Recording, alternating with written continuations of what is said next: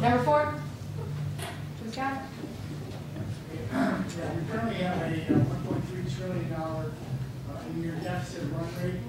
I'd like to know what specific steps you anticipate you could advocate for and work towards if you were elected to the Senate position for Connecticut. To do what? I couldn't.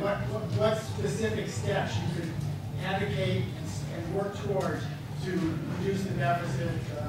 Well, the main thing that I would like to do to reduce the deficit is try to convince 40 other senators to stand with me and filibuster and not allow the debt ceiling to be raised. Make it a permanent ceiling.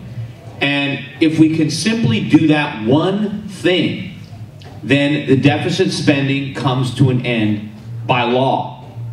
Congress has no choice but to cut spending. It might have to be just across the board. I think if they don't literally vote for it, they're just going to cut it across the board. From the salaries of their workers to the Social Security checks, it's all going to cut.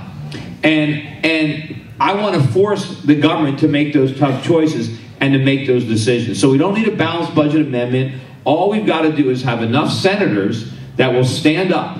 And to do that, of course, you have to have senators like me that don't care if they get reelected. Because, of course, they're going to try to, vilify anybody. Oh, he's not letting the Social Security checks go out. You have to be willing to say, that's right. That's right. That's what I'm doing. I am forcing these decisions on the government. And if they want to make the Social Security payments, then fine. Cut something else. But you've got to cut. We can't spend money we don't have. You had one congressman or senator, Budding, who's retiring now, and that's probably why he can be honest.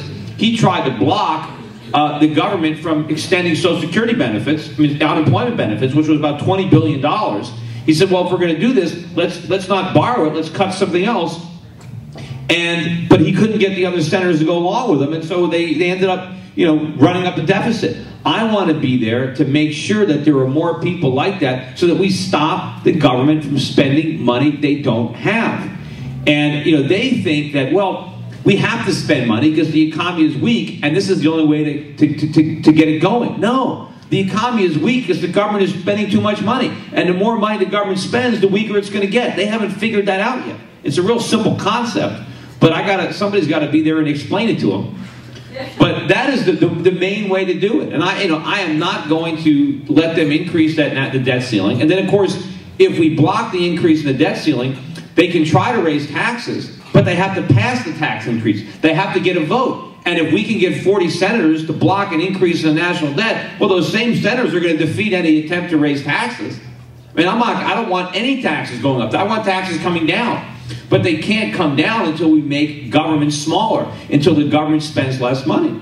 And so that's what we can force, if we can simply enforce the debt ceiling. But, every time someone threatens to do that, oh no, we can't do that, we'll shut down the government. That's not going to scare me. Shut it down. I'd rather shut down the government than the country.